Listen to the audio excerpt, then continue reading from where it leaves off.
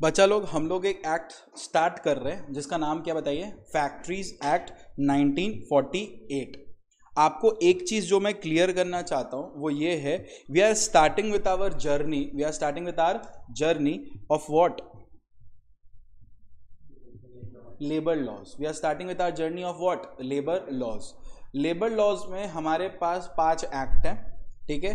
एक है factories act, दूसरा है ग्रेचुइटी एक्ट, तीसरा है ESI act, employ state insurance act, चौथा है code on wages act and पांचवा है प्रोविडेंट फंड एक्ट।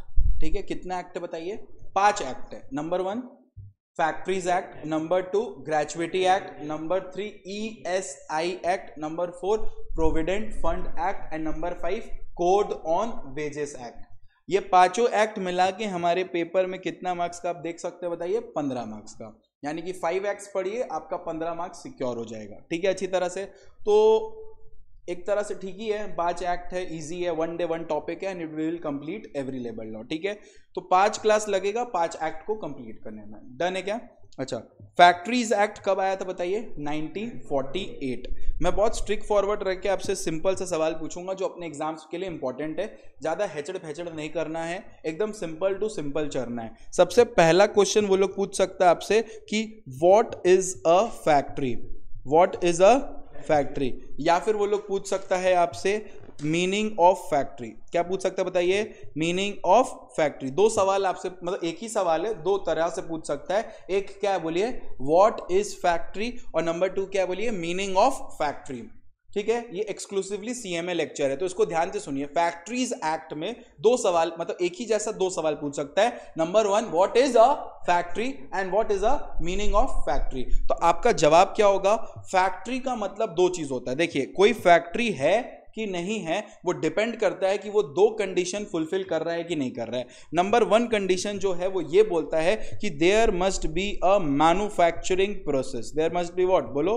अ मैन्युफैक्चरिंग प्रोसेस। मैन्युफैक्चरिंग प्रोसेस होना बहुत जरूरी है। अगर आप एक फैक्ट्री है तो आपके यहाँ उस फैक्ट्री में क्या होना चाहिए, बोलो? Manufacturing process. नंबर 2, आपके पास मिनिमम 10 इंप्लॉय होने चाहिए या 10 वर्कर होने चाहिए। कितने वर्कर होना चाहिए बताइए? 10 वर्कर।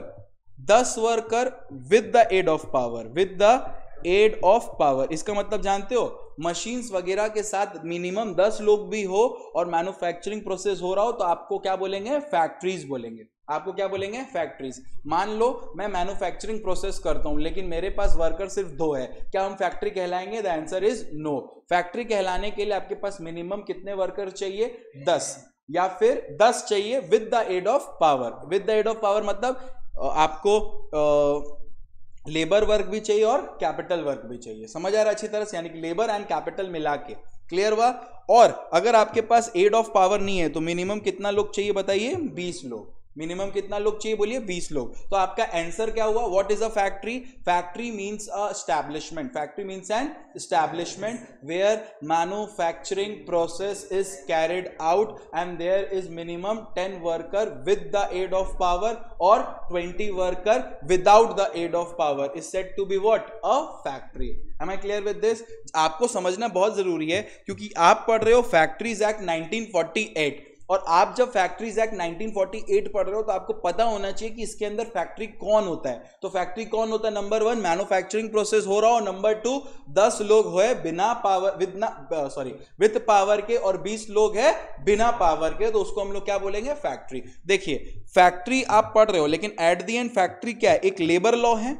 फैक्ट्री का एक तरह का लेबर लॉ है। तो बच्चा लोग हम ये बोल सकते हैं ये पूरा एक्ट का हर एक एक्ट का एक ऑब्जेक्ट होता है। हर एक एक्ट का क्या होता है? एक ऑब्जेक्ट होता है। तो फैक्ट्रीज एक्ट का भी कुछ ऑब्जेक्ट है। आप बोलेंगे भैया क्या ऑब्जेक्ट है फैक्ट्रीज एक्ट का?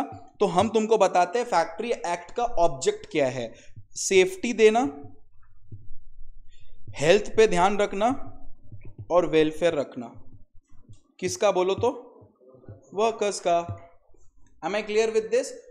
तो आपका सबसे पहला आपको दिमाग में डालना है फैक्ट्रीज क्या होता है? जहां पे मैन्युफैक्चरिंग प्रोसेस हो रहा हो और उस मैन्युफैक्चरिंग प्रोसेस को करने वाले कितने लोग हो रहे हो बोलो तो? 10 लोग with the aid of power और 20 लोग without the aid of power, उसको अपने क्या बोलेंगे, फैक्ट्रीज बोलेंगे। Am I clear with this? तो अगर हम लोग नोट्स के थ्रू चले तो हम आपको एकदम सिंपल सा क्लैरिटी के साथ दिखाते हैं। ये वाला पोर्शन जो आपका यहाँ पे इंट्रोडक्शन है, इसको आप रीड करेंगे, सिर्फ क्या करेंगे बताइए, रीड। इसमें बस रीड करके छोड़ देना है, इसमें आपको कुछ याद नहीं करना है। ऑब्जेक्टिव ऑफ द एक्ट में आपको भी क्या करके छोड़ देना, बताइए, रीड करके छोड़ देना है। डन है क्या? अच्छी तरह से एप्लीकेबिलिटी को भी क्या करके छोड़ देना, बताओ, रीड करके छोड़ देना है। मैं आपको एकदम सिंपल सा बता दिया, ये तीनों आपको बस रीड करके छोड़ देना है। रीड करके छोड़ देना मतलब एकदम लास्ट है बेटा, एकदम लास्ट, मैट का एकदम लास्ट में फैक्ट्रीज एक्ट है, ठीक है ना। आपको बस रीड करके क्या कर देना, बताओ, छोड़ देना है। डन है। यहां से अपने को पढ़ना है कि what is a meaning of factories. Meaning of factories से क्वेश्चन पूछ सकता है, इसीलिए यहां पे आप बगल में लिख देंगे क्यू, ठीक है। क्या लिख देंगे बताइए, क्यू। अब मीनिंग ऑफ फैक्ट्रीज क्या होता है, ध्यान से देखिए। मीनिंग ऑफ फैक्ट्रीज क्या होता है? मीनिंग ऑफ फैक्ट्रीज में देखिए क्या बोल रहा है, एनी प्लेसेस, क्या बोल रहा है बताओ, any places, any places or premises, any places or premises where manufacturing process is carried out। कोई भी प्लेस या प्रेमाइसिस जहां पे क्या हो रहा हो बच्चा लोग, मैन्युफैक्चरिंग प्रोसेस हो रहा हो, मैन्युफैक्चरिंग प्रोसेस हो रहा हो, और वो प्रोसेस कैरिड आउट हो रहा है कितने लोगों के द्वारा, बोलिए, 10 या उससे ज्यादा वर्कर द्वारा with the aid of power, या फिर 20 या उससे ज्यादा more worker if working without power. Am I clear with this?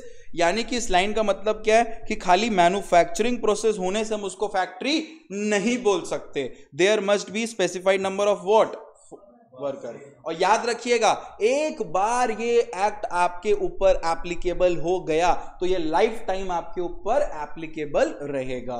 Once the act is applicable for ever, it shall remain applicable for ever. Am I clear with this? चाहे worker घट जाए बढ़ जाए, उससे हमको कोई मतलब नहीं है।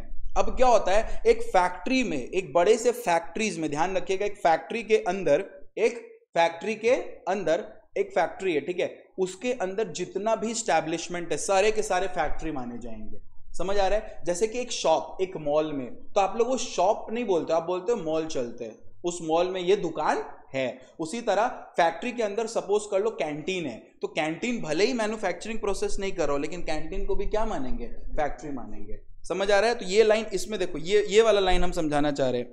If a particular organisation is what, a factory, all its component which are within the premises, all its component which are within the premises shall also be considered as factory, shall also be considered as factory even when they are not doing any manufacturing process। Example देखिए, एक clinic in factory, एक clinic in factory को भी हमेशा क्या मानेंगे, factory मानेंगे, बल्कि वो, क्योंकि वो फैक्ट्री के अंदर है। तो ये पेज में आपको कुछ पढ़ना नहीं है, सिंपल सा पढ़ना है, what is a factory. Meaning of factory में बोलेंगे an establishment of premises where an manufacturing process is carried out and there are 10 people employed with the aid of power or 20 worker without the aid of power।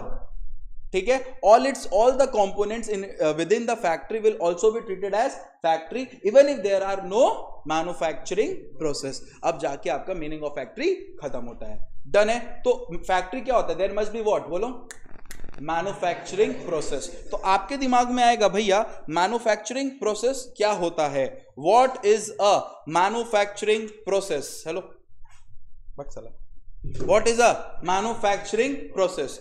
Manufacturing process आपसे पूछ सकता है, तो आप इसको mark करेंगे question कि define manufacturing process. Define क्या, मैन्युफैक्चरिंग प्रोसेस। डिफाइन क्या, बोलो, मैन्युफैक्चरिंग प्रोसेस। तो देखिए मैन्युफैक्चरिंग प्रोसेस मतलब क्या होता है। पहला बात, आपको पूरा याद नहीं करना, जैसे मैं याद कर रहा हूं उतना ही, ठीक है। Section 2K, section 2K, according to section 2K defines manufacturing process. 2K defines क्या, बोलो, मैन्युफैक्चरिंग प्रोसेस। जो सेक्शन 2K है वो डिफाइन करता है क्या, बोलो, मैन्युफैक्चरिंग प्रोसेस को। Am I clear with this? तो देखो, manufacturing means any process, manufacturing means any process, manufacturing means any process. Process of what, process of what, मेरे साथ याद करिएगा। नंबर 1 बनाना, मेकिंग, बना के ऑल्टर करना, बनाया, मेकिंग, ऑल्टरिंग, रिपेयरिंग। मेकिंग भी करना मैन्युफैक्चरिंग है, ऑल्टर भी करना मैन्युफैक्चरिंग है, और रिपेयर भी करना मैन्युफैक्चरिंग है। या फिर ऑर्नामेंटिंग, देखो पहले तुम बना के थोड़ा गड़बड़ लगा तो ऑल्टर किया, ऑल्टर करने से और गड़बड़ लगा तो रिपेयर किया, पूरा कंप्लीट हो गया, फिर उसको सजाया मतलब ऑर्नामेंटिंग किया, और जब सज गया तो वो खत्म हो गया, फिनिशिंग हो गया। समझ आ रहा है? फिनिशिंग हो गया, यस और नो? फिनिशिंग हो गया। फिर फिनिश होने के बाद उसका क्या किए बोलो? पैकिंग किए। पैकिंग करते करते तेल में गिर गया तो उसको बोलते हैं ऑयलिंग। ऑयलिंग के बाद तेल में गिरा तो उसको क्या करोगे? वॉश करोगे, उसको क्या बोलोगे? वॉशिंग। वॉशिंग होने के बाद क्लीन हो गया तो उसको क्या बोलोगे? क्लीनिंग। लेकिन कोई लेने के लिए तैयार नहीं है तो क्या हो गया? Breaking up. बस इतना, फिर तुम लगा देना एक्सेट्रा। समझ आ रहा है? तो manufacturing process is defined under section 2K, making, altering, repairing. According to section 2K, manufacturing process means, according to section 2K, manufacturing process means any process for number 1 making, altering, repairing, ठीक है, ornamenting, finishing, packing, oiling, washing, cleaning, breaking up, etc. ठीक है, समझा? ये वो number 1। फिर number 2 क्या बोलता है बोलो तो? पंपिंग। तुम क्या कर रहे हो? पंप करके निकाल रहे हो। तुम क्या कर रहे हो बोलो? पंप करके निकाल रहे हो। क्या निकाल रहे हो? ऑयल, वाटर, सीवेज और एनी अदर सब्सटेंस। 3 चीज निकाले, बोलो क्या? ऑयल, वाटर, सीवेज और एनी अदर सब्सटेंस निकाल रहे हो, मतलब क्या कर रहे हो बोलो? पंप कर रहे हो। समझ आ रहा है क्या? पंपिंग। तो अकॉर्डिंग टू सेक्शन बोलो 2K, manufacturing process means any process for what? Making, altering, repairing, ornamenting, finishing, packing, oiling, cleaning, washing, breaking up, etcetera. Number 2, pumping oil, water, sewage or any other substance. Clear हुआ? Number 3, generating. Number 3 क्या बोलो? Generating, transforming या transmitting what? Power. तुम 3 चीज करते हो। Generating what? Generating what बोलो? Generating, transforming, transmitting. Generating, transforming, transmitting what? Power. ठीक है, you are generating, you are transforming and you are transmitting. ठीक है ना? व्हाट? पावर। ठीक है, या फिर यहां पे ज्यादा नहीं, देखो प्रिंटिंग, क्या बोलोगे? Printing, book binding, printing, book binding और अदर सिमिलर प्रोसेस। याद हुआ? Other similar process. तो बच्चा लोग, मैन्युफैक्चरिंग प्रोसेस मतलब क्या होता है बोलो? According to section 2K, manufacturing process means any process. Means what? Any process of making, altering, repairing, ornamenting, finishing, packing, oiling, washing, cleaning, breaking up, etc. Number 2, pumping of oil, water, sewage or any other substance. Number 3, generating, transforming, transmitting of powers. Number 4, book binding, printing or any other substance या other similar process. Am I clear with this? Yes or no? समझ आ रहा है ना? साला इतना जोश निकलवा रहा है 5-6 बच्चा में। भाग इधर आओ, यहां तक क्लियर हुआ? Next, constructing, reconstructing. क्या वर्ड यूज किया बोलो? Constructing, reconstructing, repairing. Constructing, reconstructing, repairing. ठीक है, बस ऑफ व्हाट? शिप्स और वेसल्स। समझ आ रहा है? कंस्ट्रक्टिंग पहले बनाया, रिकंस्ट्रक्ट किया, फिर रिपेयर किया और फिर ब्रेकिंग अप करके, ब्रेकिंग अप व्हाट? शिप्स और vessels. Constructing, reconstructing, repairing, breaking up ships और वेसल्स। लास्ट क्या है? प्रिजर्विंग और storing any article in cold storage. ये सारा का सारा क्या है बेटा? Manufacturing process. एग्जाम में पूछ लिया फैक्ट्रीज क्या होता है 8 मार्क्स का, तो दिल थाम के रोने मत लगना, वो मैन्युफैक्चरिंग प्रोसेस भी पूछ रहा है उसी के अंदर, ठीक है। What is a factory 8 marks, और तुम बोला सर तो 4 लाइन का बताए थे, ये क्या लिखना है इसमें? अबे उतना ही है, तो वहां लिखता है ना factory means any manufacturing process, तो वहीं से लिखना पड़ेगा manufacturing process is defined under section 2K, उसको लिख के फिर बाकी। समझ आया? स्मार्ट स्ट्रेटेजी है, समझ आ रहा है? होप सो आप ये याद कर लेंगे, ठीक है।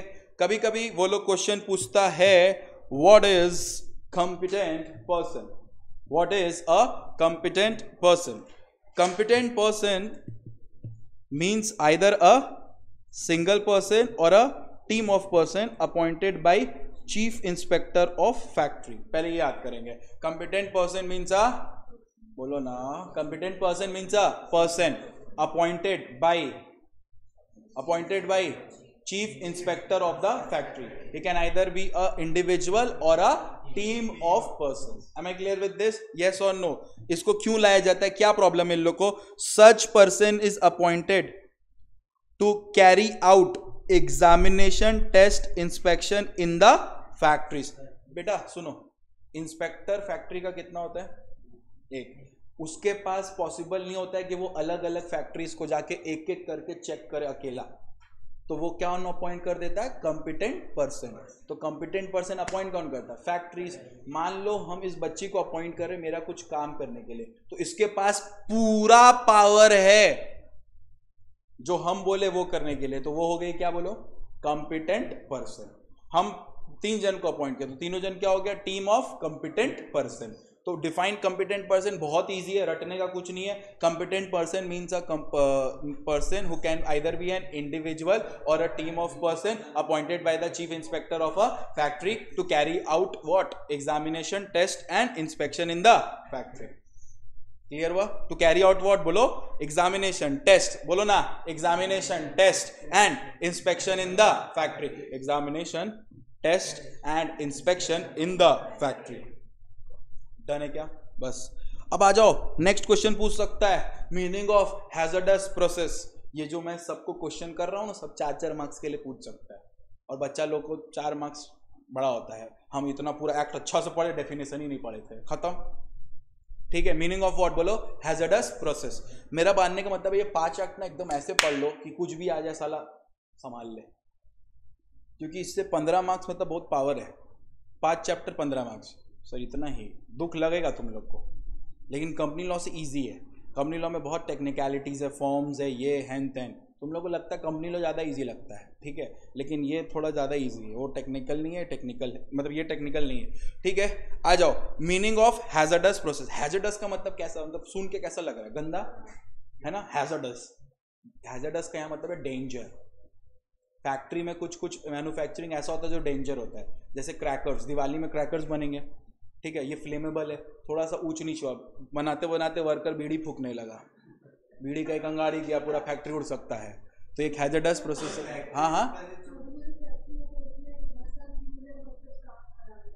हाँ, हैजर्डस है चूड़ी के फैक्ट्रीज में, ठीक ही बोल रही बच्ची, ठीक है।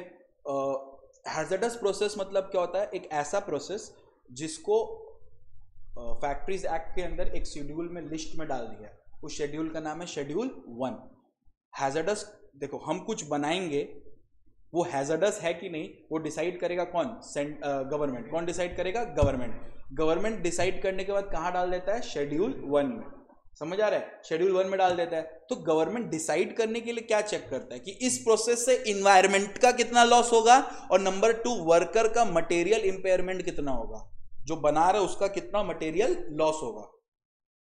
जैसे ज्यादा पढ़ाई भी अच्छा नहीं होता है, आदमी सटिया जाता है, नंबर 1 आंख चला जाता है, ठीक है, माथा में कुछ अच्छा नहीं लग रहा होता है, और तुम सब तरह से अपने आप को खत्म करने का सोचते हो। अगर आप सब में थोड़े थोड़े अच्छे हैं तो आप ज्यादा अच्छे हैं, ठीक है। कि बच्चा खाली पढ़े जा रहा है जिंदगी में, सिर्फ पढ़े जा रहा है, ना उसका कोई सोशल लाइफ बचा है, ना मेडिकल लाइफ बचा है, ना कुछ, वो खुद ही ऊपर लाइफ का है। डन है?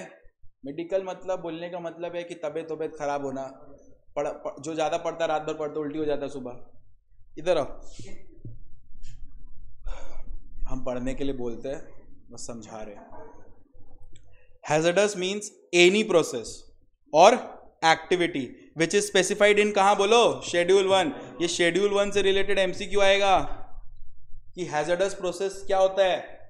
हैजर्डस प्रोसेस क्या होता है, मतलब हैजर्डस प्रोसेस के बारे में कौन से शेड्यूल में दिया बोलो, शेड्यूल 1 में। तो हैजर्डस मीन्स एनी प्रोसेस और activity, hazardous means any process और activity which is specified in schedule 1। It means it is a power of government to include or exclude any activity from the schedule. Schedule 1 में कौन सा activity डालना है, कौन सा activity नहीं डालना है, वो डिसाइड कौन करता है, गवर्नमेंट डिसाइड करता है। क्लियर है बच्चा लोग। अब गवर्नमेंट डिसाइड करता है तो कैसे डिसाइड करता है, वो दो चीज चेक करता है। क्या मटेरियल इंपेयरमेंट हो सकता है, मटेरियल इंपेयरमेंट का मतलब होता है मटेरियल लॉस, बॉडी का loss to the health of the worker. जैसे ये बच्ची बोल रही है चूड़ी के फैक्ट्री में हर साल 3000 वर्कर का आंख खराब होता है, तो क्या मटेरियल इंपेयरमेंट है? हाँ, अगर ये मटेरियल इंपेयरमेंट है तो ये शेड्यूल 1 का क्या माना जाएगा, हैजर्डस प्रोसेस। डन है। Number 2, it can causes pollution in general environment. It can cause what, pollution in general environment. ऐसा कुछ कर रहे हो जैसे पॉल्यूशन होता है लेकिन बनाना भी जरूरी है, नहीं बनाएंगे उसमें भी प्रॉब्लम, तो वो हैजर्डस माना जाता है। इकोनॉमिक्स में उसको अपॉर्चुनिटी कॉस्ट बोलते हैं। आंख खराब होना किसी का अपॉर्चुनिटी कॉस्ट है, ये लेबर का आंख खराब होना इट्स एन अपॉर्चुनिटी कॉस्ट। कि आदमी का आंख खराब हो के वो बात हो रहा है, बन रहा है। डन है। जैसे मेरा अपॉर्चुनिटी कॉस्ट है पैर खराब हो जाना, खड़े रहते हैं, उम्र होगा तो बैठने में आना पड़ेगा। डन है। डन है क्या अच्छी तरह से? तो ये क्या हुआ बोलो, हैजर्डस प्रोसेस। एक क्लियर हुआ अच्छी तरह से। अच्छा, मीनिंग ऑफ वर्कर रीड कर लेना है, ज्यादा चाप नहीं लेना बेटा जिंदगी में। मीनिंग ऑफ वर्कर क्या कर लेना बोलो, रीड कर लेना है, ज्यादा चाप नहीं, ठीक है ना। नेक्स्ट अब आता है क्या बोलो, मीनिंग ऑफ ऑक्यूपायर। ये भी आपको रीड एंड क्या करना बोलो, अंडरस्टैंड। मतलब इसका आना नहीं आना बहुत वो रहता है। आया तो अंडरस्टैंड किया वो लिख देगा, और सिर्फ रीड क्या हो रहेगा तो भूलना ही है। यहां पे रीड मतलब क्या, भूल जाना है। यहां पे रीड मतलब क्या बोलो, भूल जाना है। और अगर बाई चांस आ गया रीड वाला तो हम बोलेंगे देखो लिखा है तो रीड, तो हम सेफ रहेंगे। डन है क्या अच्छी तरह से। तो मीनिंग ऑफ ऑक्यूपायर क्या है, मीनिंग ऑफ ऑक्यूपायर क्या होता है, ध्यान से देखिए। ऑक्यूपायर गाली नहीं है, ऑक्यूपायर वर्ड यूज किया जाता है फैक्ट्री के मैनेजर्स के लिए। जो फैक्ट्री के डे टू डे अफेयर को मैनेज करता है उसको हम लोग क्या बोलते हैं, ऑक्यूपायर, बस। तो एन ऑक्यूपायर मतलब क्या हुआ, ultimate control over the affair of the factory, उसी को हम लोग क्या बोलेंगे, ऑक्यूपायर। और ऑक्यूपायर ओनर भी हो सकता है या फिर अदर मैनेजर भी हो सकता है। डन है क्या अच्छी तरह से। अच्छा, अगर आप एक प्रोप्राइटर है तो ऑक्यूपायर कौन रहेगा, प्रोप्राइटर खुद ऑक्यूपायर है। आपका एक सोल प्रोप्राइटरशिप का बिजनेस है तो ऑक्यूपायर कौन रहेगा, प्रोप्राइटर खुद। डन है।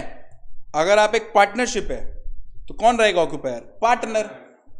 अगर आप एक कंपनी है, इंपॉर्टेंट है बेटा, only director can be an occupier. MCQ पूछता है who is considered to be an occupier in a company, director. समझ आ रहा है, किसको कंसिडर करेंगे ऑक्यूपायर को, बोलो डायरेक्टर को।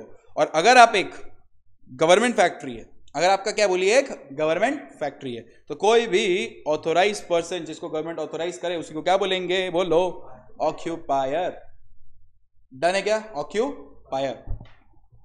एसक्यू, एसक्यू मतलब शॉर्ट क्वेश्चंस पे आ सकते हैं कि when does notice is mandatory to be given by occupier.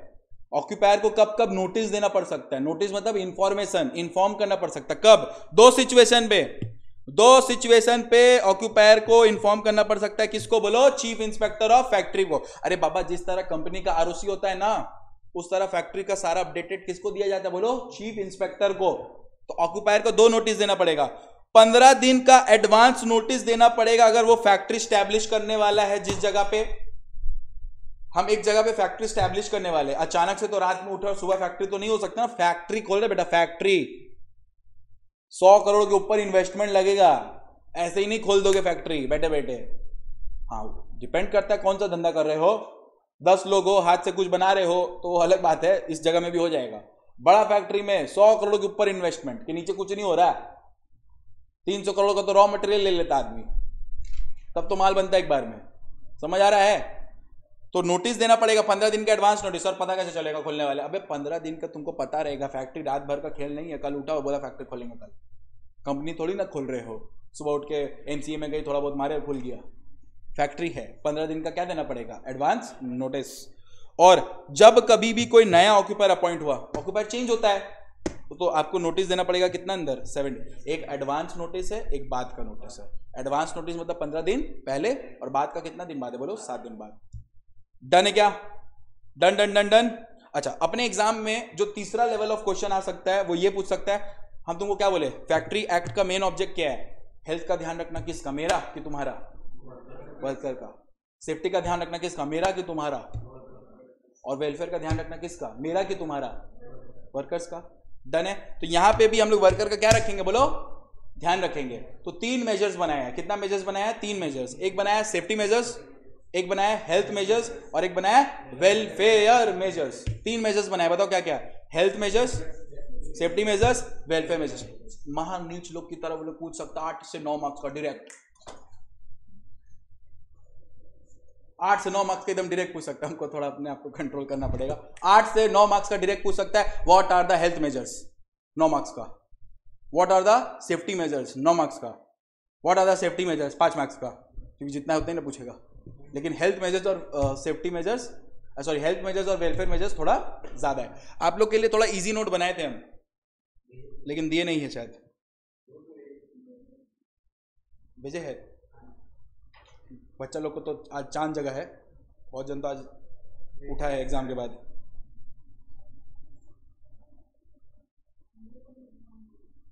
वो तुम लोग जा रही है क्या उधर देने, किधर का ही, सीयू का ही है? ओ, तो क्या टेंशन है, आधा तो वही हुआ है। कौन सा तारीख को एग्जाम है, कितना बजे है? ठीक है, हम इन लोगों को समझ करा देंगे मेन सारा।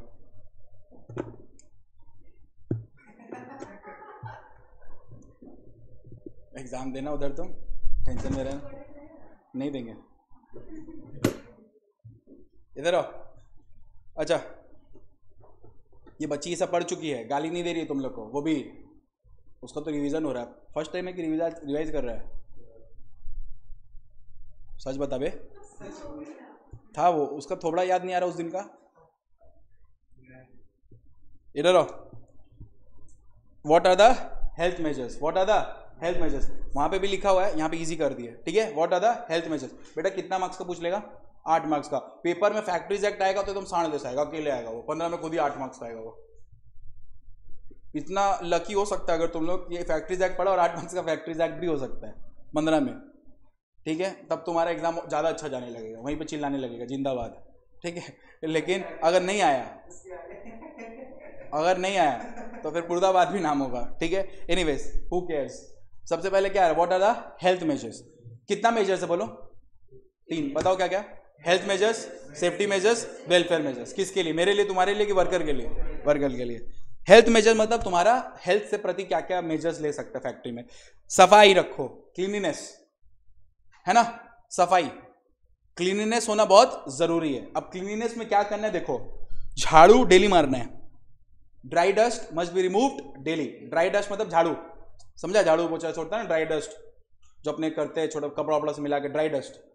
एमसीक्यू आ सकता है, ड्राई डस्ट का कितना दिन में करना है, डेली।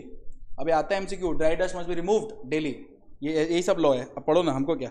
वेट क्लीनिंग, पोछा, पोछा हफ्ता में 1 बार, 1 इन अ वीक, पोछा हफ्ता में 1 बार। इसमें तुम अपने आप को देख लो, तुम अपने रूम का कैसे सफाई करता है। झाड़ू डेली, ठीक है, पोछा 1 इन अ वीक। बेटा ये फैक्ट्री का पोछा का बात कर रहे, ठीक है, घर के रूम का नहीं, जहां पे आधा तुम फर्नीचर से भर दिया और हल्का हल्का निकाल देना है, ठीक है। जैसे यहाँ काम वाली बहुत मन से काम करती है, वो बेंच में इसको कुछ समझ आता नहीं, ये हल्का सा वॉच खत्म। आधा घर आज के समय फ्लैट में क्या है, फर्नीचर से भरा हुआ है, जमीन कितना बच रहा है, थोड़ा सा, थोड़ी ना तुम्हारे बेड में पोछा लगाएगी, तो लगा रही नीचे। तो ड्राई डस्ट कितना बोलो, any slow, dry dust must be removed daily.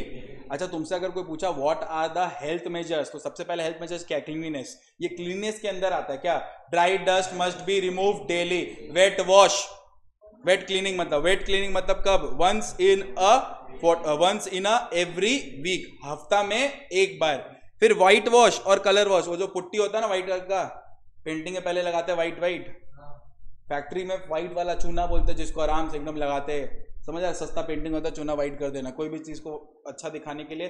जैसे हम लोग के घर में मतलब गांव में छठ पूजा होता था ना, तो वो वाइट वाला या कोई भी रंग ऐसे मार दिया जाता है, ताकि वो, मारने का मतलब ये नहीं कि बोरियत में मार रहे हैं, मारने का मतलब है कि वो शुद्ध हो गया, ठीक है। वहाँ पाप भी करते हैं लोग, खाना पीना सब मिला के मिक्स कर देते हैं, तो उसको क्लीन किया जाता है। डन है। तो व्हाइट वॉश और colour wash must be done कितना, वंस इन 14 मंथ। ये जितना भी बोल्ड में ब्लैक में लिखा हुआ है सारा एमसीक्यू है बेटा, और कई एग्जाम में पूछ लिया तो पूरा एकदम डॉट टू डॉट छापना पड़ेगा, एकदम लिख देना पड़ेगा, उल्टी करना पड़ेगा, एकदम चीनी लगाना रात को और पूरा चाट जाना एक बार में।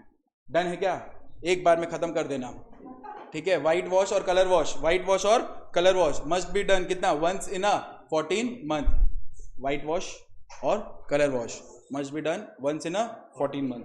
डन है क्या। Next, varnishing must be done once in every 5 years। Varnishing मतलब होता है प्रॉपर वे में पेंटिंग। डन है क्या, उसको आपको करना है क्या बोलो, वंस इन एवरी 5 years। तो चार्ट तो याद हुआ, क्लीननेस में झाड़ू, क्या बोला बे, झाड़ू डेली, पोछा हफ्ता में एक बार, तुम लोग ऐसे मत बोलो, dry dust must be removed daily, wet washing once in every week, white wash और colour wash once in every 40 month, ठीक है, और varnishing once in every 5 years। अगर पेंट धोने वाला है, ये पेंट इज वॉशेबल, कोई कोई पेंटिंग होता है बेटा वॉशेबल होता है, ठीक है। अगर धोने वाला है तो वॉशिंग करना कितना, वंस इन 6 मंथ। क्या सब लॉ है बेटा, चलाओ कोई बात नहीं, वंस इन 6 मंथ। और लास्ट, जितना भी क्लीनिंग विलीनिंग किए हो सारा का एक सेपरेट रजिस्टर मेंटेन करो।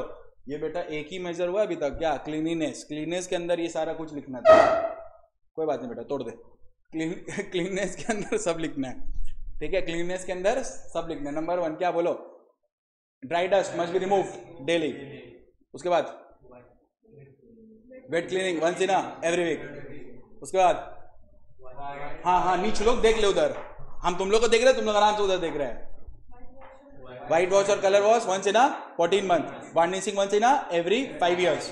नेक्स्ट क्या है, if paint is washable once in 6 months, और सेपरेट रजिस्टर मेंटेन करो जब जब धोए हो, वॉश कियो। उसके बाद disposal of waste and effluents, सारा कूड़ा करकट को डिस्पोज कर देना। एफ्लुएंट से बदबू आ रहा, सूंघने जा रहे हो, सूंघना नहीं है, उसको हटाना है, डिस्पोज करना है। तो disposal of what, waste and effluents, ठीक है। मम्मी सुबह सुबह झाड़ू झाड़ के कोना कर देती है ना कूड़ा, उसको हटाओ तुरंत, डिस्पोज, नहीं तो उड़ के आ जाएगा तुम्हारे मुंह में, ठीक है। Number 2, dust should not be accumulated, dust को इकट्ठा नहीं करना है, हर समय एक कूड़ा का डब्बा में कूड़ा रखा जा रहा है, डस्टबिन है घर में, फेंकते हो कि वहीं रहता है सालों साल, तो should not be what, accumulated. Inhalation of dust should be prevented, जाके कूड़ा सूंघ रहे हो वो भी अलाउड नहीं है, ठीक है, तो ये सब चीज नहीं करना है, ठीक है। नंबर 1, हेल्थ के लिए ठीक है क्या कूड़ा सूंघना, सूंघता है कोई, बाबू सूंघती है सुनो ध्यान से, डिस्पोजल ऑफ व्हाट बोलो, वेस्ट एंड एफ्लुएंट्स। नंबर 1 क्या आता है बोलो, क्लीननेस, नंबर 1 क्या आता है, cleanness. Number 2, disposal of waste and effluents. Number 3 क्या आता है, हम देखो इधर देख के बोलेंगे, तुम लोग मेरे को देख के बोलोगे, ठीक है। तो हम भी टीवी नहीं देख रहे, तुम भी नहीं देखोगे, लेकिन हम इधर देखेंगे, ठीक है। चलो, disposal of waste and effluents, ठीक है। Number 2, dust should not be accumulated, inhalation of dust should be prevented. ये सारा हेल्थ मेजर से बेटा, लिखने बोलेगा पूरा लिखना पड़ेगा। Done. Next, ventilation and temperature, ventilate होने लायक होना चाहिए, कार्बन डाइऑक्साइड छोड़े जा रहे हो, गर्म लगे जा रहा है, अलाउड नहीं है, there must be what, ventilation, और टेम्परेचर मेंटेन होना चाहिए। डन है क्या। नेक्स्ट, आर्टिफिशियल ह्यूमिडिफिकेशन क्रिएट करिए, ह्यूमिडिटी, आर्टिफिशियल ह्यूमिडिफिकेशन मतलब टेम्परेचर जिस तरह मेंटेन होता है उस तरह ह्यूमिडिटी भी क्या होता है बोलो, मेंटेन होता है, वो भी आर्टिफिशियली आप मेंटेन करिए। डन है क्या। कम रखिए या ज्यादा रखिए, ज्यादा ओवर क्राउडिंग मत रखिए, overcrowding must be there, you know there, no overcrowding must be there. ज्यादा भीड़ नहीं होना चाहिए फैक्ट्रीज में, मशीन भी चल रहा है, तुम भीड़ किए जा रहे हो, हल्का सा टच किया हाथ अंदर, तुम अंदर, मशीन के अंदर चपटा होकर तुम निकल गए, वो नहीं चलेगा। No overcrowding, no overcrowding. Each worker को स्पेस मिलना चाहिए कितना, 14.2 क्यूबिक मीटर, ये मिनिमम है, ज्यादा लिए तो पैर मत काट देना उसका, रहने देना, ये सब फालतू का है, ठीक है। एमसीक्यू के लिए याद रखना, ओवर क्राउडिंग का मतलब क्या होता है, एक जन को कितना स्पेस मिलेगा, 14.2 क्यूबिक मीटर। फालतू है जरूर, ये पेपर टफ करते हैं, ये सारे चीज याद रखना, आपसे पूछ लिया इतना डिटेल में ना, तब आप खत्म हो जाएंगे। रियली में इंस्पेक्टर तुम्हारा स्क्वायर फीट देखेगा और वर्कर को 14.2 क्यूबिक मीटर से चेक कर लेगा। ज़्यादा वर्कर ज़्यादा हुआ, स्पेस कम हुआ, ओवर क्राउडिंग लगा देगा।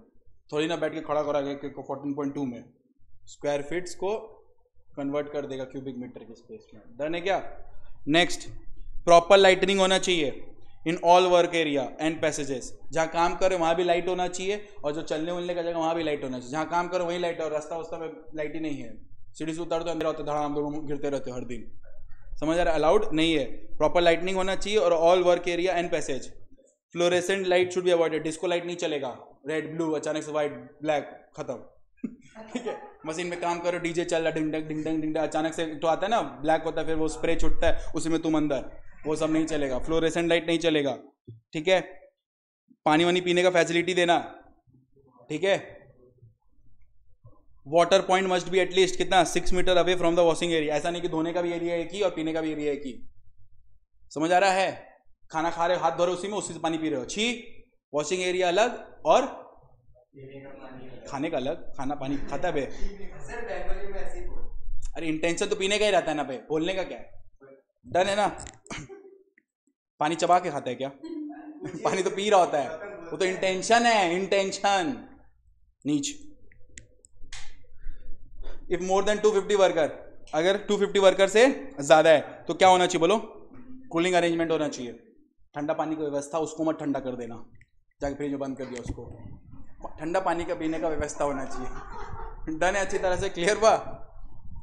अब देखो, अब ये अति हो रहा है। लैट्रिन एंड यूरिनल्स, ठीक है, ये क्या फैसिलिटी है? बाथरूम वथरूम करने का जगह मेल का और फीमेल का क्या होना चाहिए?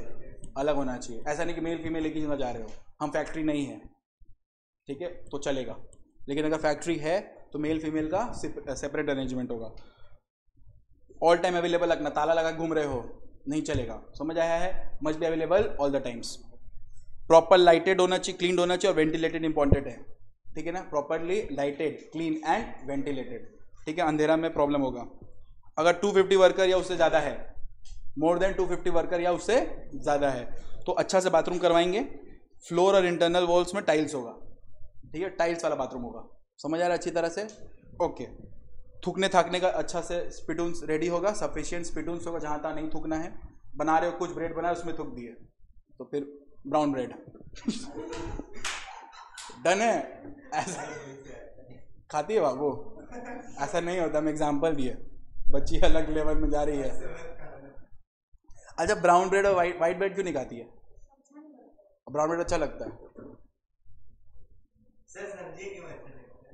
हमको क्या पता? नहीं, डाइट मेंटेन करने के लिए बहुत लोग ब्राउन ब्रेड खाते हैं और वाइट ब्रेड नहीं खाते। लेकिन महानीच लोग को कौन समझाए कि आटा और मैदा एक ही कैटेगरी है। ठीक है, पहले बात तो ये। और खाना डाइट कम करने के लिए कैलोरी में जाना जाता है। ओट्स खा के तुम कोई पतला नहीं हो रहा है। It's all about your how much you are taking, how much you are not. Anyways, कौन सा हमको यहाँ पे पतला करना है? क्लियर हुआ अच्छी तरह से? श्योर हुआ? बेटा ये सारा कुछ क्या है बोलो ना? सारा कुछ क्या है? Health measures. सारा कुछ क्या है? Health measures. एटलीस्ट 10 ठो है, 8 मार्क्स का है तो 10 ठो लिखना पड़ेगा तुमको। 1 ठो माफ कर सकते हो, 9 ठो लिख देना। ठीक है, एक काम करना, लास्ट वाला माफ कर देना, मत लिखना इसको। बाकी तो लिखेगा ना, और मन हुआ तो याद हुआ तो ये भी लिख देना, थूका था कि। ठीक है ना? आ जाओ। अच्छा, आपने अभी क्या पढ़ा बोलो तो? आपने अभी क्या पढ़ा? कौन सा मेजर्स पढ़ा बोलो? हेल्थ मेजर्स पढ़ लिया। ठीक है, आपके मैट में देखना ना, वेलफेयर मेजर्स दिया हुआ है। देखो ना, वेलफेयर मेजर्स दिया। वेलफेयर मतलब क्या होता है? बच्चा लोग, ओ मेरा बच्चा लोग, किसका? मेरा कि तुम्हारा? किसका भलाई करना है बेटा? वर्कर्स के भलाई के लिए ना बेटा। यस और नो? तो वर्कर्स के भलाई के लिए देयर आर सर्टेन व्हाट? बोलो, welfare measures. There are certain welfare measures. Welfare मतलब भला के लिए। क्या क्या मेजर्स लेंगे? वेलफेयर मेजर्स क्या क्या देंगे भैया? वेलफेयर मेजर्स में क्या क्या देंगे? वॉशिंग फैसिलिटी देंगे, धोने होने का जगह देंगे, वॉश करेगा। ठीक है, अब धोने का दे रहे हैं तो स्टोर भी करने का दो, स्टोरिंग दो। कोई फैक्ट्रीज में जो लोग काम करते हैं ना, वर्कर लोग, उनका कपड़ा होता है, यूनिफॉर्म होता है, वो लोग काम की रात को वहीं पे धो के सब एक जगह पे स्टोर कर देते हैं। और स्टोरिंग का फैसिलिटी दे रहे हो तो किसका दो बोलो? ड्राइंग का भी दो, है ना? धोने का दे रहे हो, सुखाने का भी दो, सुखाने का दे रहे हो तो रखने का भी दो। ये सब कुछ क्या भला का काम है, किसी को अपना स्पेस देना, स्टोरिंग के लिए, ड्राइंग के लिए, वॉशिंग के लिए, ठीक है। अच्छा, बैठने का जगह देना, सीटिंग फैसिलिटी चल रहा है, होना चाहिए। बैठने का जगह नहीं है, पैर दर्द हो रहा, मशीन में बैठ गया, दिक्कत, ठीक है। There must be what, seating facility, there must be what, seating facility. Next, first aid देना, फर्स्ट एड। फर्स्ट एड का मतलब जानते हो? बॉक्स। फर्स्ट एड मतलब अभी जो एक्सीडेंट हुआ उस एक बार के लिए प्राइमा फेसी कोई ट्रीटमेंट, जिससे हम लोग उसको वहां ले जाने लायक हो, ठीक है ना। फैक्ट्रीज वगैरह में बहुत एक्सीडेंट्स होते हैं, हम वो फैक्ट्री का बात नहीं कर रहे जहाँ पे जिंदगी से 5-6 लोग हैं। फैक्ट्री मतलब जहाँ वर्कर 100 के ऊपर हो, वो होता है फैक्ट्रीज। डन है क्या? तो फर्स्ट एड, एक तो फर्स्ट एड बॉक्स होना चाहिए एटलीस्ट फॉर 150 वर्कर्स। एक तो फर्स्ट एड बॉक्स चाहिए ही चाहिए। कितना लोगों के लिए बोलो? 150 लोगों। मालूम चला तुम्हारे फैक्ट्री में 600 वर्कर और फर्स्ट एड कितना? एक तो एक बार में 6 जन को लग गया, अब फर्स्ट एड बॉक्स इधर उधर हो रहा है। तो at least 1 first aid box for 150 workers. मान लो मेरे पास 200 वर्कर है, तो कितना फर्स्ट एड बॉक्स? 2। सर आप बोले 150 का एक, हाँ तो 150 का एक, उसके बाद तो और एक रखोगे ना, तो सर 300 होना चाहिए ना। अबे नहीं, 150 के ऊपर एक एक्स्ट्रा ऐड हो जाएगा। मेरा ना 301 वर्कर है। कितना वर्कर है? 301। तो कितना फर्स्ट एड बॉक्स? 3। समझ आया ना? तो फर्स्ट एड बॉक्स होना चाहिए। फर्स्ट एड क्या होना चाहिए बोलो? बॉक्स होना चाहिए। कितना? 1 for every 150 worker. And such first aid box should be in control of किसका? 10%, जिसको पता है क्या है अंदर। स्कूल में कुछ भी चोट लगे वॉलेनी मार देता है, कटा भी वॉलेनी, उसका तुम लगाओ, लीनी करो। डन है क्या? नेक्स्ट क्या है? If there are more than 500 worker, 500 worker से ज्यादा है तुम्हारे पास, तो एम्बुलेंस भी होना चाहिए रेडी, सारा फैसिलिटीज के साथ। एम्बुलेंस है, ऑक्सीजन नहीं है, खत्म। डन है? एम्बुलेंस है, तेल नहीं है, खत्म। एम्बुलेंस रेडी होना चाहिए ऑल फैसिलिटी के साथ। और एम्बुलेंस सबसे इंपॉर्टेंट, चलने लायक होना चाहिए, ठीक है। चक्का पंचर है, एम्बुलेंस है, खड़ा है, पंचर है, ambulance ready with all facility. क्या हमेशा रखना है कि 500 वर्कर हुआ तो? मोर देन 500 वर्कर हुआ तो रखना है। अगर हम उसके कम में रख रहे हैं तो पाप कर रहे हैं? नहीं, वो करो, लेकिन इसमें मैंडेटरी। डन है? अच्छा, मोर देन 500 वर्कर बाद एक सिक रूम भी मेंटेन होना। बीमार है, जैसे स्कूल में बीमार रूम होता है ना, सिक रूम, तुम्हारा माथा दर्द हो रहा है, उल्टी आ रहा है, जाके लेट गए सिक रूम में लेटे हुए, तो उसी तरह फैक्ट्री में भी एक रूम होना चाहिए जिसका क्या बोलते हैं? Sick room. कि आदमी एक बार बीमार हुआ है तो एक बार सेपरेट रख रहे हैं, मालूम चल रहा है वहां पे काम हो रहा है, मशीन चल रहा है, उसके पास ही उसको सुला दियो बीमार में, ठीक है, उसी में धड़ाम धुड़ुम धड़ाम आवाज कर रहे हो, ठीक कैसे होगा? मर जाएगा साला। और डन है? अच्छी तरह से। किसी को बुखार है, इसी चला दियो तो गलत है ना, हम ऐसा नहीं करते। If there are 250 worker, if there is, हमको पता था रिएक्शन आएगा तो 3 बच्चा लोग का। इफ देयर इज कितना बोलो? 250 वर्कर। क्या होना चाहिए बोलो? कैंटीन होना चाहिए, खुद के खाने के लिए, वर्कर भी खाने के लिए। अब 250 वर्कर है, तुम्हारे पास कैंटीन ही नहीं, बेचारे लोग को पंपापुर जाके खाना पड़ता है, तो प्रॉब्लम है ना। कैंटीन होना जरूरी है। डन है? अगर 150 या उससे ज्यादा वर्कर है तो लंच रूम भी रखना। कहाँ बैठ के खाएगा बेचारा लोग? सीढ़ी में बैठा देगा सबको पागल लोग की तरह, जहां तहाँ खा रहे हैं। एक सेपरेट क्या होना चाहिए बोलो? लंच रूम होना चाहिए। और रेस्ट रूम भी होना जरूरी है, यहाँ पे आराम कर पाए। समझ आ रहा है? तुम एक ही जगह सब कुछ नहीं कर सकता। वहां काम हो रहा है, अभी मेरे पास जगह नहीं, और मान लो ठीक है, टिफिन उफिन खाना है और पूरा पैक्ड है, सब यही खा रहे हैं, तो गंदा होगा ना। फैक्ट्रीज में बहुत सिंपल सा रूल है, ज्यादा वर्कर है तो ज्यादा फैसिलिटी दो। 500 वर्कर है, उससे ज्यादा है, एम्बुलेंस दो, सेपरेट सिक रूम दो। डन है? देखो 250 वर्कर है तो क्या दो? कैंटीन दो। 150 वर्कर उससे ज्यादा है तो लंच रूम दो और रेस्ट रूम दो। डन है क्या? अच्छा, क्रेचे दो। क्रेचे क्या देना बोलो? क्रेचे।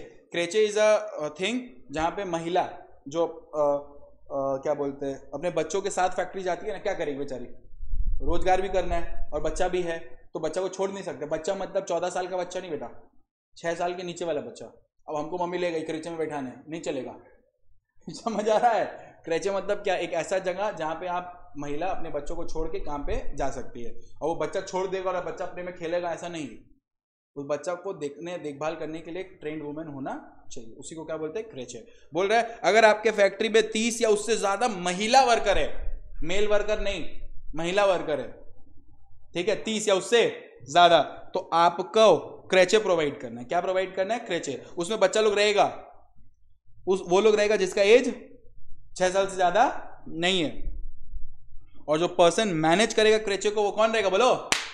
ट्रेंड वुमेन, समझ आ रहा है? ट्रेंड वुमेन है, पर्सन का ट्रेंड वुमेन रहेगा। डन है?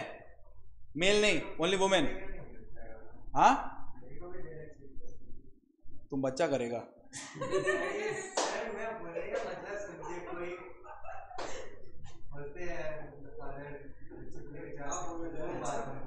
हाँ तुम ले जा, लेकिन फादर अगर है और बच्चा को लेके जा रहे हैं, ठीक है, देयर इज एन एक्सेप्शन, ठीक है, माँ होगी या फिर माँ नहीं है तब एक एक्सेप्शन है, लेकिन महिला को बच्चा को देखना पड़ता है, क्योंकि नॉर्मल ये नेचुरल लॉ ऑफ जस्टिस के हिसाब से चल रहा है। नेचुरल लॉ ऑफ जस्टिस में एक बच्चा अपने बाप को भी नहीं ढूंढता है स्टार्टिंग के 6 to 7 ईयर्स में, वो एक ही जन को ढूंढ रहा होता है, वो कौन होता है? माँ होती है।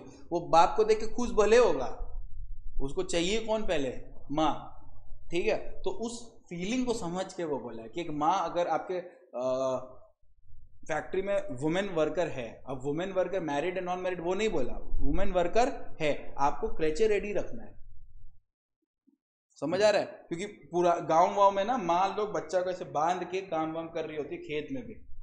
फैक्ट्रीज में वो नहीं चलेगा ना, डेंजरस मशीन्स होते, क्या काम है, काटा वटा कुछ भी हो सकता है, बच्चा को आप नहीं रख के काम कर सकते हो, रखो। और मेल भी अगर लेकर आएगा बच्चा 6 साल के नीचे को तो रख देगा, कोई प्रॉब्लम नहीं, लेकिन मेंटेन कौन करेगा? सिर्फ और सिर्फ ट्रेंड वुमेन। ट्रेंड मैन क्यों नहीं? क्योंकि वुमेन एक ऐसी प्राणी है जो मर्द को भी जन्म देती है, ठीक है, और औरत को भी, तो इसीलिए ट्रेंड वुमेन। समझ आ रहा है? क्लियर हुआ? मर्द कभी मर्द को नहीं क्या बोलते हैं, जन्म दे सकता है। दिया है क्या? आ जाओ इधर आओ। If factory has more than 500 worker, if factory has more than, जल्दी पढ़ो मेरे को बहुत पढ़ाना है। If factory has more than कितना? 500 वर्कर्स। अगर 500 ज्यादा वर्कर है तो एक सेपरेट ऑफिसर अपॉइंट करना पड़ेगा, जिसको हम लोग क्या बोलेंगे? Welfare officer. तो पूछ सकता है when is welfare officer is appointed? If there are more than 500 workers. ये जो वेलफेयर ऑफिसर है ना, ये हेल्थ मेजर्स भी ध्यान देगा। क्या मेजर्स भी ध्यान देगा? बोलो, हेल्थ मेजर्स भी। समझ आ रहा है? वेलफेयर मेजर्स भी ध्यान देगा और हेल्थ मेजर्स भी। और अगर कभी भी आपका मोर देन कितना वर्कर, 1000 वर्कर होगा, तो आपको अपॉइंट करना पड़ेगा एक सेफ्टी ऑफिसर।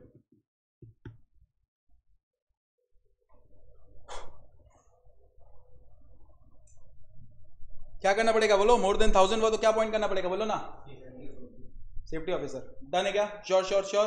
तो आपको क्या अपॉइंट करना पड़ेगा? बोलो, सेफ्टी ऑफिसर। अब सुनना बच्चा लोग, ओ बच्चा लोग, क्लियर हुआ अच्छी तरह से? तो आप हेल्थ मेजर समझ गए, आप वेलफेयर मेजर समझ गए, पूरा रट के जाना बेटा, एमसीक्यू सब आएगा, बता दे रहे तुमको। समझ आ रहा है? अच्छा, सेफ्टी मेजर्स ये रहा। जैसे ये सेफ्टी मेजर्स पढ़े अपने, तीसरा क्वेश्चन भी हो गया। 3 मेजर्स। सेफ्टी मेजर्स मतलब क्या? सुरक्षा के लिए क्या करना पड़ेगा? फेंसिंग ऑफ मशीनरी, मशीनरी को बाउंड्री बना दो, फेंसिंग कर दो, फेंसिंग। समझ आ रहा? मशीन चल रहा है, मतलब कुछ है नहीं प्रोटेक्शन। अरे छत देखो, छत तो प्लेन भी होता है, लेकिन क्या किया जाता है? बोलो, फेंसिंग क्या रहता है ना कि हिलते डुलते चल बसे, तो चल गए। डन है? अपने कोलकाता में ना एक कैफे, ऑल्टेयर कैफे, ठीक है, सेक्टर 5 में, ठीक है। इसका ना 21वां फ्लोर में पूल है, ठीक है। इसको एक टर्म बोलते हैं, हमको नहीं पता, गरीब आदमी तो एक पूल है, ठीक है। तो ये क्या बोलो, एक पूल है, ठीक है। अब इस पूल में पानी पूरा ओवरलोडेड है, भरा हुआ है, ठीक है। तुम अगर बेटा दायां हुआ तो तुम 21 तला के नीचे टिकेगा। समझ आया? मतलब देयर इज नो, अरे हाँ तभी तो बकरे हैं। तो हम कैसे 21 फ्लोर से पानी देख लेंगे नीचे खड़ा होकर बिल्डिंग के, गए होंगे। डन है? इसका तुम लोग पास हो जा, तुम लोग हम ले चलेंगे ऑल्टेयर, पक्का। 22nd फ्लोर में कैफे है, मस्त खाएंगे हम लोग ठूस ठूस के, ठीक है। बस एकदम क्लियर हो जा, इंटर, रैंक वैंक नहीं, इंटर क्लियर, चलेंगे कैफे अच्छा वाला। ऑल्टर 5 स्टार है, पहले मज़ा आएगा, मतलब ज़्यादा अच्छा है, उसमें गाना वाना बजता है, एक दूसरे को धक्का मार सकते हैं, सेफ है, ज़्यादा गुस्सा है खत्म। हाँ, स्विमिंग में क्यों जाएगा बे? स्विमिंग देख लेना, स्विमिंग में तैयार होकर स्विमिंग में कूदेगा तू? अरे वो रूफ टॉप खाना होता है ना, बहुत अच्छा लगता है ठंड में, ये वाला समय में बहुत अच्छा लगेगा। तुम जून में जाएगा ऑल्टेयर बैठने का तो तुम जैसा था वैसा का वर्स्ट हो जाएगा। मशीनरी का क्या करना बोलो ना, फेंसिंग, इंस्ट्रक्शन ऑफ वर्क और near machinery in motion, machinery motion में चल रहा है तो इंस्ट्रक्शन दिया जाता है। जिस तरह बाथरूम वाथरूम में जाओगे मॉल में, अगर क्लीनिंग होता रहता तो एक रखता नहीं क्लीनिंग इन प्रोग्रेस, तो इंस्ट्रक्शन है। तो उसी तरह मशीन कैसे काम कर रहा है उसका मोशन का इंस्ट्रक्शन तुम चिपकाया हुआ है, तुम देखना ना चिपकाया हुआ रहता है ऐसे ऐसे ऐसे ऐसे। जैसे गाड़ी में एयर बैग होता है ना, एयर बैग वहाँ दिया हुआ रहता है इंस्ट्रक्शन, ये होगा ऐसे खुलेगा, तुम पीछे फेंका जाएगा और ऐसे ऐसे होगा, डन है। वैसे ही prohibition of the employment of young person on dangerous machine, prohibition of employment of young person on what, dangerous machine. अब यंग पर्सन क्या होता है बताए थे तुम लोग को, बता दिए, क्या बताए थे, क्या बराबर,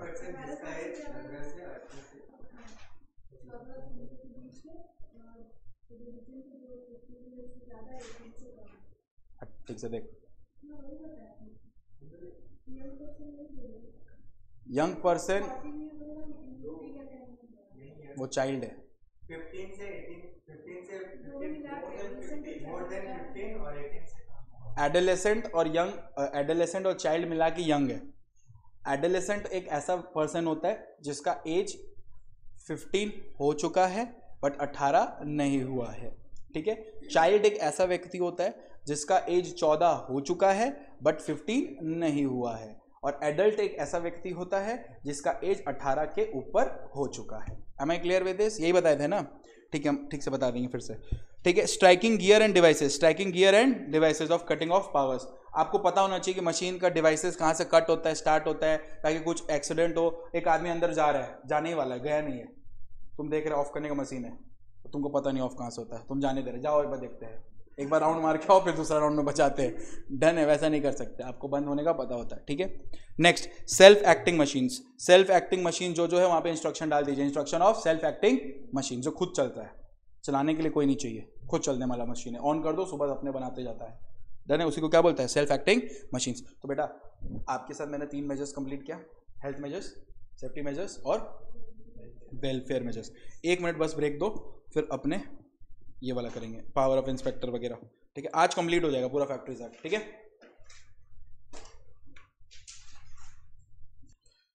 चलो बच्चा लोग, पावर ऑफ क्या बोलो, इंस्पेक्टर, पावर ऑफ इंस्पेक्टर। बेटा कभी कभी पावर ऑफ इंस्पेक्टर कितना मार्क्स, 9 मार्क्स 8 मार्क्स पूछ लेता है direct. Power of what, inspector, power of inspector, साला पगला आदमी। अब इधर देखो, हम तुमको पढ़ाएंगे नहीं, एक बार ये पावर ऑफ इंस्पेक्टर पढ़ो, देखो बहुत बहुत बहुत बहुत कॉमन लगेगा, पढ़ो। कॉमन मतलब समझ रहे, कॉमन सेंस, पढ़ के देखो।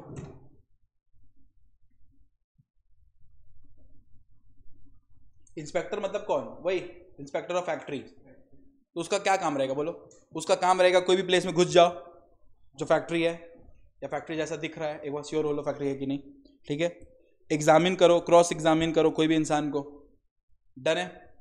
एग्जामिन करो प्रेमाइसेस को, प्लांट को, मशीनरी को, इक्विपमेंट को या कोई भी अदर आर्टिकल्स को। इन्वेस्टिगेशन करो, जहां पे अगर एक्सीडेंट हुआ तो इन्वेस्टिगेशन भी करेगा कौन, इंस्पेक्टर ही करेगा ना, नंबर 2।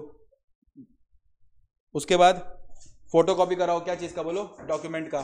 फोटो कॉपी कराओ, क्या चीज का बोलो, डॉक्यूमेंट का।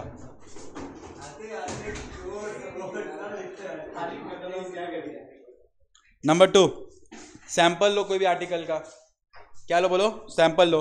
ही can seize any article or document या कोई other power specified by state government. And each लोग क्या पढ़ रहा है बोलो, पावर ऑफ इंस्पेक्टर, सेक्शन 9 कितना मार्क्स का आता है, 8 से 9 मार्क्स का आ जाएगा, और तुमको लिखना है, ठीक है। अच्छा और भी बढ़ा सकते हो, कॉमन सेंस यूज करो। इंस्पेक्टर का और क्या काम है, to ensure whether the adequate safety measures have been provided, to ensure whether adequate welfare measures have been provided, to ensure whether health measures have been provided। अब और बड़ा और याद आ रहा, और एकदम जोश में आ रहे हो, एकदम जोश में आ रहे हो, तो एकदम डिटेल में और चले जाओ। If there are more than 500 workers in a factory, check whether ambulance service has been provided with full facility or not।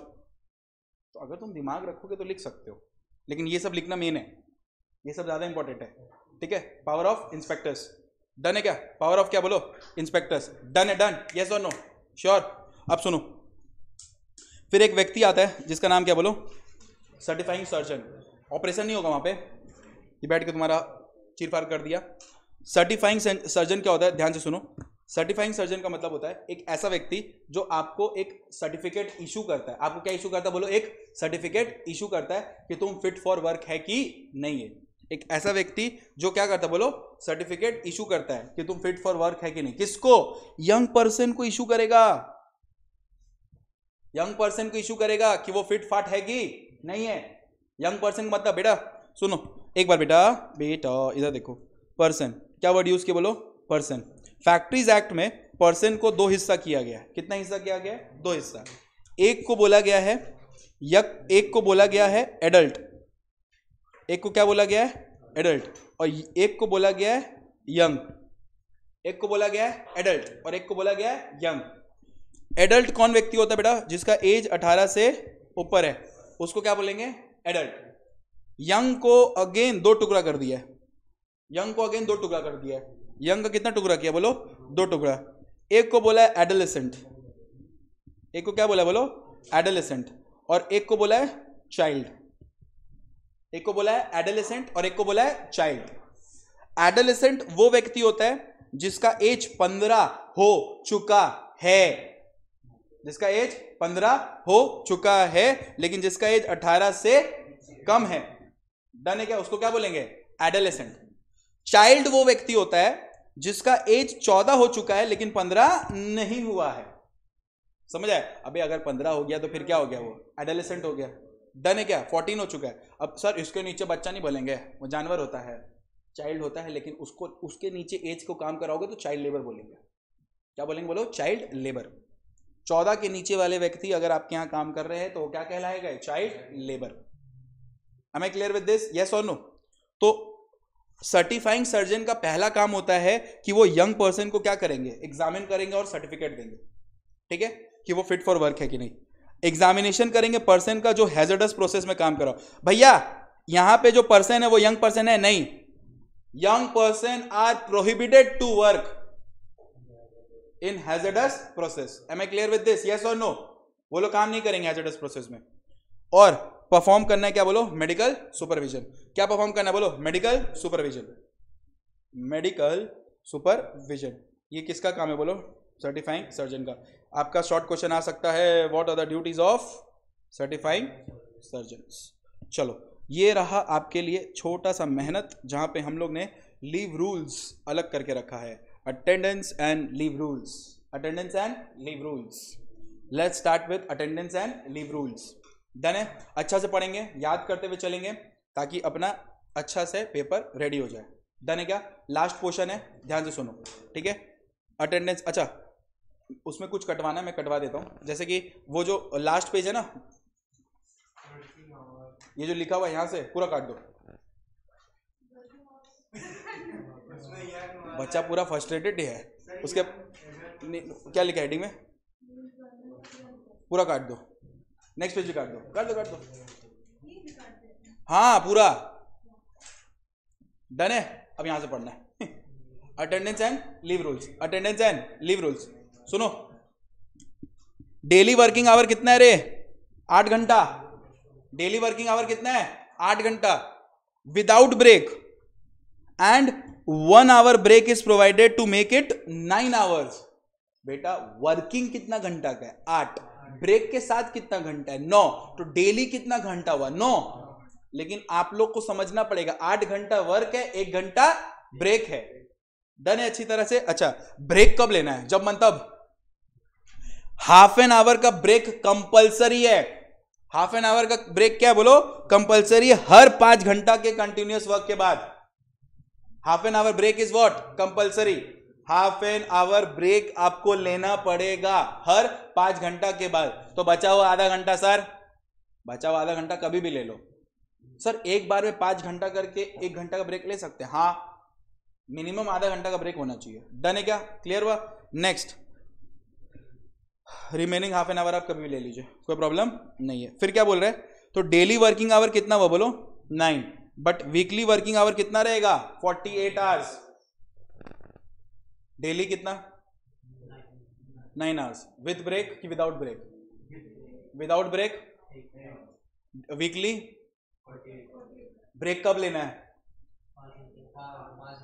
Sir 1 घंटा के बाद भी आप ले सकते हैं, लेकिन compulsory half an hour break चाहिए 5 घंटा के बाद। डन है क्या? Okay. Maximum time a worker and can spend in the factories कितना? 10.5 आवर्स पर डे। इससे ज्यादा आप काम नहीं कर सकते, इससे ज्यादा आप काम नहीं कर सकते। ओवर टाइम है ये। डन है क्या अच्छी तरह से? 10.5 आवर्स पर डे। यस और नो? 10.5 hours per day. अच्छा, there must be one weekly holiday. एक वीकली हॉलीडे होना चाहिए जो आइडियली मतलब normally first day of the week रहता है। और first day of the week क्या होता है? संडे। भोजन first day of the week को मंडे बोलता है, ठीक है। First day of the week start होता है किससे? संडे से। और संडे को माना जाता है छुट्टी आइडियली। अब फैक्ट्रीज का रूल है, मंडे भी दे सकता है, ट्यूसडे भी दे सकता है, वेडनेसडे भी दे। एक वीक में एक हॉलीडे होना चाहिए। अगर वर्कर को वीकली हॉलीडे में बुलाए हो तो उसको छुट्टी देना ऑन वर्किंग डे। छुट्टी में बुलाए हो तो काम के दिन छुट्टी दे देना। डन है क्या अच्छी तरह से? Next, additional holiday should be given with in next 2 month, otherwise it will be lapsed. तुम उसको छुट्टी के दिन बुलाए तो एक तो छुट्टी देना है ना उसको, तो तुम वो एक तो छुट्टी उसको दे देना, या फिर वो ले ले, लेकिन 2 महीना के अंदर, उसके बाद नहीं। डन है क्या? नेक्स्ट, डबल इंप्लॉयमेंट प्रोहिबिटेड होता है for both male and female worker. Double employment नहीं चलेगा, डबल शिफ्ट में काम नहीं कर सकते वो। मॉर्निंग भी राइट भी, मॉर्निंग में भी काम किए, नाइट में भी काम किए, नहीं चलेगा। क्या ऐसा कर सकते हैं मॉर्निंग शिफ्ट एक फैक्ट्री में और नाइट शिफ्ट एक फैक्ट्री में?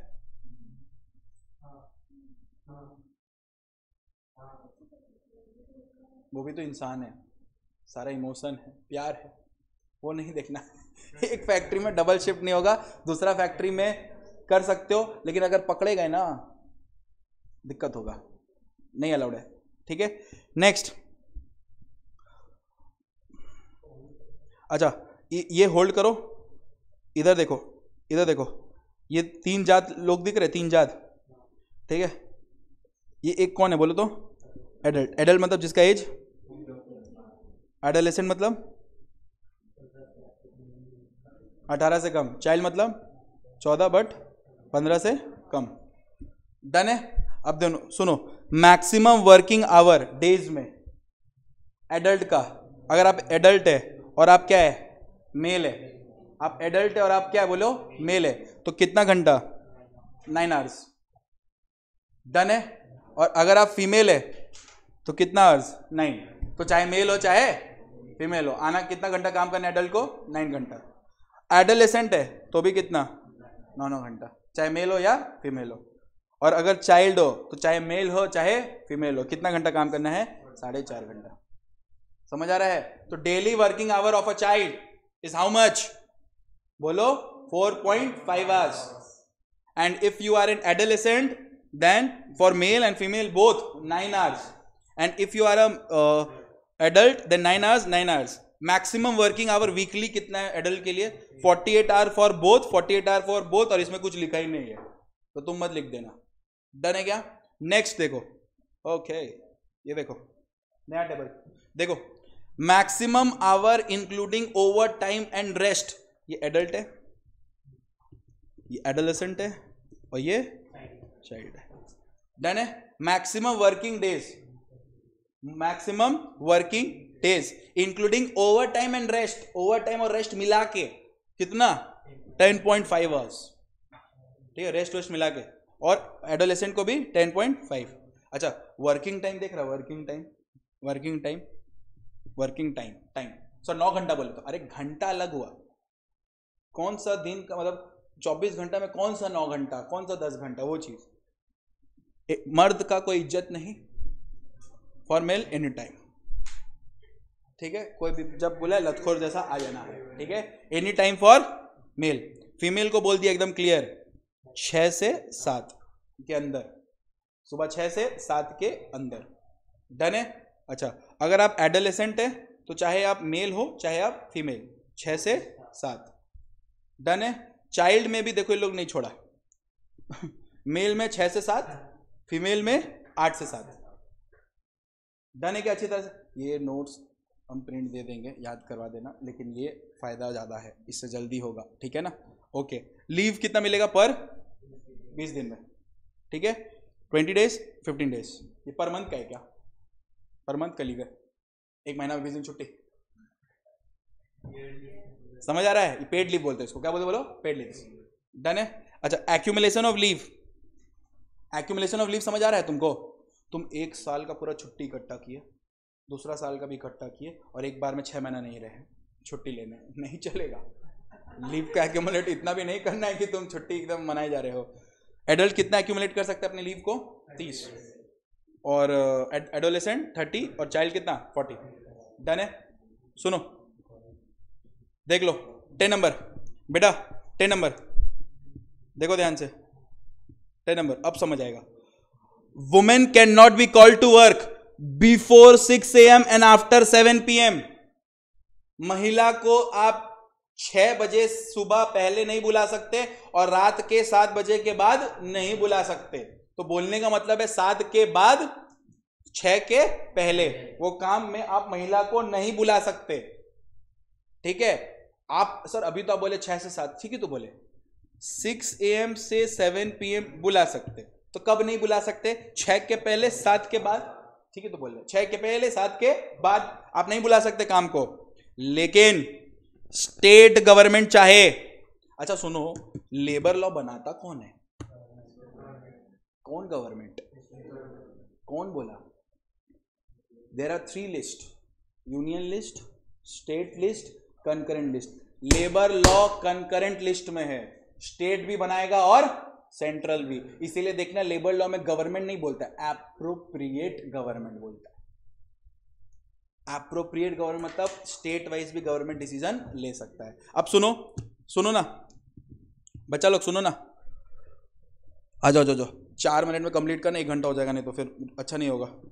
Women can not be called to work, women can not be called to work before 6 AM and after 7 PM। समझ आ गया भैया? स्टेट गवर्नमेंट चेंज कर सकता है। भाई हर स्टेट में सबको अपना अपना फील आता है कि मेरा स्टेट सेफ है। कलकत्ता सेफ है 7 बजे के बाद भी रात का, दिल्ली सेफ नहीं है 7 बजे के बाद, जाकर देख लो एक बार, सेफ नहीं है। कब किडनैप कौन हो जाए पता नहीं। डन है क्या? तो state government can change such time and after the change. Change मतलब ऐसा भी चेंज मत कर देना कि तुम एकदम रात को 11 बजे बुला लिया लड़की को, अलाउड नहीं है, ठीक है? तो चेंज का मतलब क्या? चेंज मतलब क्या चेंज कर सकते हैं? 6 AM को ज्यादा से ज्यादा क्या कर सकते हो? 5, यानी कि बिफोर 5, ठीक है? एंड 7 PM को कितना कर सकते हो? 10 PM। सर बोलने का मतलब है, बोल रहा है 6 AM से लेके महिला 7 PM तक काम कर सकती है। आप इसके पहले नहीं बुला सकते और इसके बाद नहीं बुला सकते। लेकिन स्टेट गवर्नमेंट चाहे तो इसको बना सकता है 5 और इसको बना सकता है 10 PM, यानी कि 10 के बाद नहीं बुला सकते, 5 के पहले नहीं बुला सकते। समझ आ रहा है ना? अच्छी तरह से क्लियर हो ना? अच्छा 11 नंबर देखो, all the worker who are not adults, all the worker who are not adults must go under medical examination, must go under medical examination, यानी कि यंग पर्सन को मेडिकल एग्जामिनेशन करना पड़ेगा और सर्टिफिकेट लेना पड़ेगा। कौन देगा सर्टिफिकेट? अभी पढ़ कर बोलो, सर्टिफाइंग सर्जन। अब वो वैलिड रहेगा कितना मंथ के लिए? 12 महीना में आदमी का शरीर इधर से उधर हो जाता है, ठीक है? 12 महीना पहले ठीक था, अभी खराब हो गया, तो क्या बोलेगा? पहले तो कराए थे, 3 साल पहले तक ठीक था, ऐसा नहीं। वैलिड रहता है कितना महीना के लिए बोलो? ओके बच्चा लोग, बस बेटा आखिरी सांस में हम लोग हैं, ठीक है? एकदम आखिरी सांस। ये एक बार ये पढ़ो, एनकैशमेंट ऑफ लीव। बस 2 टॉपिक है, एनकैशमेंट ऑफ लीव और ड्यूटीज ऑफ ऑक्यूपायर, बस खत्म, छुट्टे। एनकैशमेंट ऑफ लीव पढ़ो तो एक बार खुद से पढ़ो, नीचे लोग पढ़ो, देखो क्या लिखा बोलो, एनकैशमेंट ऑफ लीव क्या बोलता है? देखो section 79(3) provides that if a worker is discharged और डिसमिस। अच्छा एनकैशमेंट ऑफ लीव मतलब समझ आता है? Leave salary. क्या मतलब होता है बोलो? Leave salary. छुट्टी लेना चाहिए तब छुट्टी लिए नहीं, तो लीव का एक्स्ट्रा पेमेंट मिलेगा ना, तो उसी को एनकैश करवाना है। उसी को क्या करवाना है? एनकैश, यानी कि पैसा लेना है लीव सैलरी का। तो if a worker is discharge, मान लो डिस्चार्ज हो गया, या निकाल दिया गया, कहाँ से बोलो, सर्विसेज से, या फिर नौकरी छोड़ दिया, या एज उसका अटेंड हो गया, सुपर एन्यूटेड हो गया, एक एज में आ गया, या मर गया सर्विस में, ठीक है, during the course of what, calendar year, either वो खुद या फिर उसका हेयर या फिर उसका नॉमिनी। अरे मरा नहीं हो तो वो खुद हुआ ना रे बाबा, मर गया तो कौन हुआ, लीगल हेयर। अब लीगल हेयर को वो नाम नहीं लिखना पसंद करता। मेरी एक बीवी थी, हमको मेरा उससे नहीं पटता है, मेरा बाहर वाली से पटता है, तो हम उसका नॉमिनी में नाम दे सकते हैं, मेरा मन डन है। मान लो मेरी बीवी का नाम कैटरीना है, ठीक है, लेकिन मेरा चक्कर चल रहा है दीपिका से, तो हम इसको नॉमिनी बना सकते हैं, इसको नॉमिनी हम बना सकते हैं, मेरा मर्जी, डन है। तो ये हुआ लीगल हेयर और ये कौन हुआ बोलो, मेरा नॉमिनी। फर्क है दोनों में, समझ आया। Nominee can be any person, तुम्हारा दिल जिससे मिले वो नॉमिनी, डन है। मेरा दिल का भाई बहुत इधर उधर दौड़ जाता है जब तक, फिर भी हम कंट्रोल करते हैं। इधर आओ, calendar year, he or his heir or nominee, shall be, हम कैरेक्टर से ठीक है, मेरे को जज ना करे, shall be entitled to the wage and leave of quantum of leave of to which he was entitled immediately before such termination of his service, ठीक है। Such payment shall be made after the expiry of second working day from the date of discharge, dismissal, और ये while in service before the expiry of 2 months from the date of superannuation or death। बोलने का मतलब है leave salary कब मिल जाना चाहिए, leave salary कब मिल जाना चाहिए, ठीक है। पेमेंट मिल जाएगा कब बोलो, सेकेंड वर्किंग डे में, अगर तुमको डिस्चार्ज किया गया, डिसमिस किया गया, या क्विट की हो जॉब, ठीक है, या मर गए हो, या सुपर एन्यूटेड, नहीं सॉरी, देखो सेकेंड वर्किंग डे में मिलेगा अगर तुम डिस्चार्ज की हो, डिसमिस की हो, या फिर क्विट की हो, ठीक है। और अगर वर्कर सुपर एन्यूटेड हो गया या मर गया है तो after the expiry of 2 months मिल जाना चाहिए इनकैशमेंट ऑफ लीव। डन है क्या? बस बेटा फैक्ट्रीज एक्ट हो गया है। एक छोटा सा होमवर्क दे रहे, आपका वो जो शीट है ना हम शेयर किए हुए हैं, ठीक है ना, उसमें ड्यूटीज ऑफ क्या है बोलो, ऑक्यूपायर, पढ़ लेना, रीड कर लेना, लर्न कर लेना। डन है ना? तो आपके एग्जाम्स में, हाँ दिया हुआ है ग्रुप से ही लिए। सुनो ना, एग्जाम के लिए क्या क्या क्वेश्चन इंपॉर्टेंट है, मीनिंग ऑफ फैक्ट्री, ठीक है। नंबर 2 सुनो ध्यान से, meaning of hazardous process, meaning of hazardous process, power of inspector, power of inspector, what are the health measures, safety measures and welfare measures, और लास्ट है attendance and leave rule. बस इसी में से आएगा। मेरे पेपर आया तो ये आएगा, ठीक है, मेरा पेपर आया तो ये आएगा, पावर ऑफ इंस्पेक्टर्स, और इससे रिलेटेड एमसीक्यू आएगा, ठीक है ना। That's all for today.